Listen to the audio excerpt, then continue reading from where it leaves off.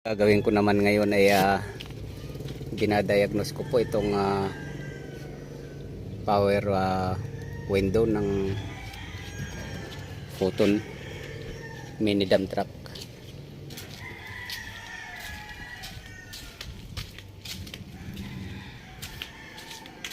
So pag minsan ay hindi gumagana yung kanan side ng window,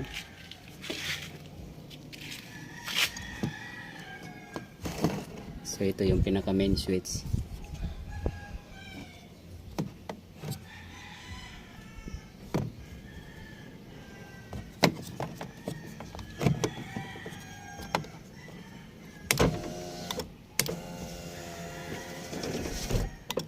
So dito walang problema yung nandoon, ayun gumagana siya ngayon.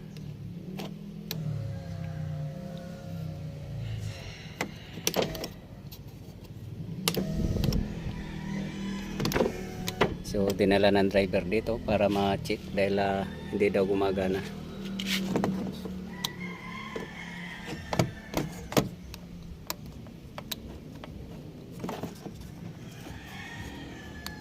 So mayroong switch dito na nag-i-sticky. Ayan o, hindi siya bumabalik. Hindi katulad dito, pag pinindot mo at binitawan mo, kusang bumabalik. Ayan o.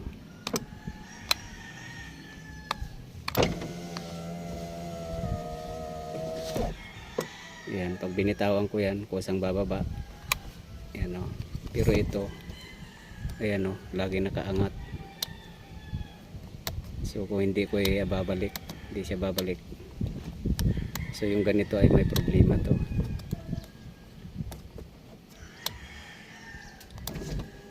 Oh, hindi siya bumabalik. Dapat babalik siya. So yung gagawin ko dito ay lilinisan ko lang muna at ilulubricate. Ayan o. Ayaw. Samantala ito, bumabalik siya.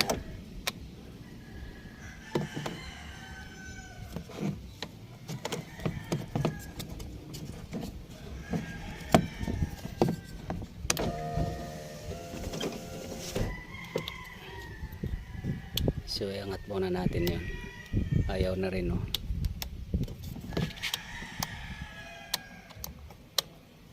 Ayaw na rin. Ayun, umangat na. So tatanggalin ko to para ma-lubricate muna.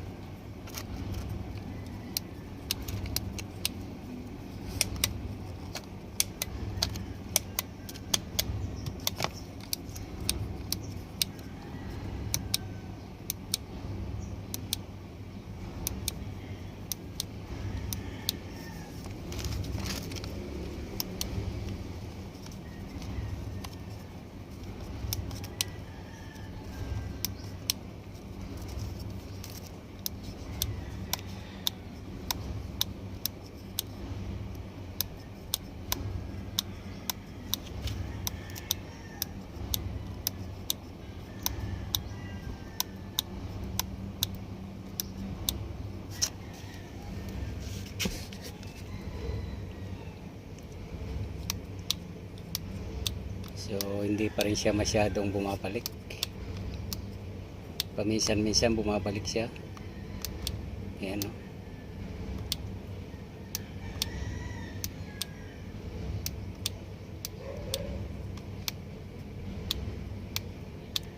Yung paangat, yun ang hindi.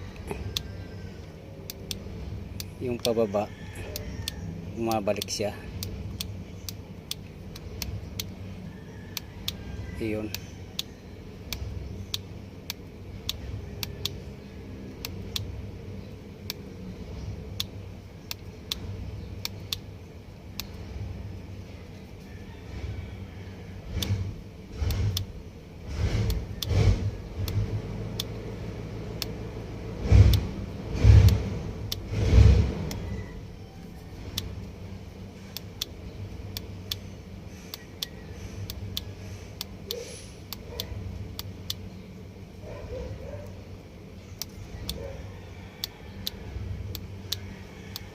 So try natin.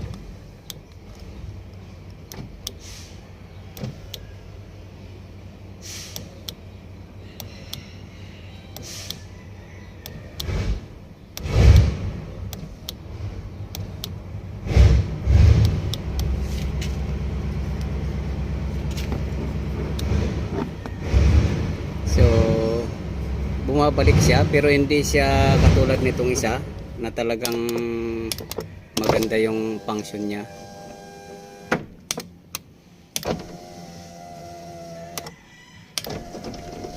Yan o. Siguro pwede nang pagtiyagaan to hanggat gumagana pa naman.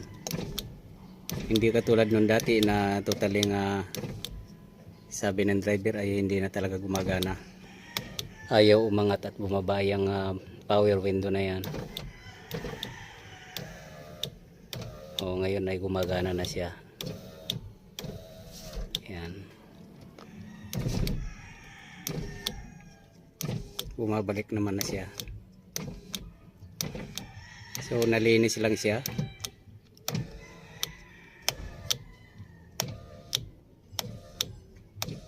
So pwede na pagtiyagaan to. At least gumagana.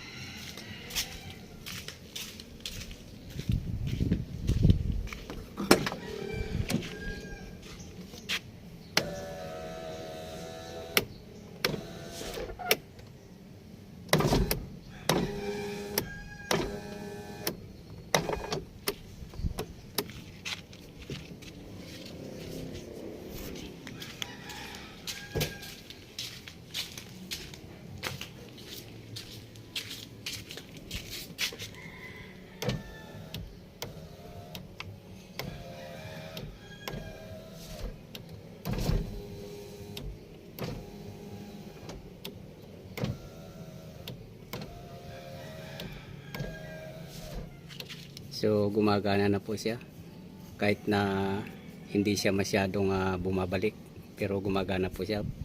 Pero kung talagang lalala na po to, ay pwede na po orderan itong main power window switch na to. So nilubricate ko lang at nilinis ko. So yun lang po yung ginawa ko. At sa wiring naman po ay wala siyang problema. So hanggang dito na lang po muna ang video kong ito. Please like, subscribe na lang po and hit notification bell para sa susunod na mga video. God bless us all po.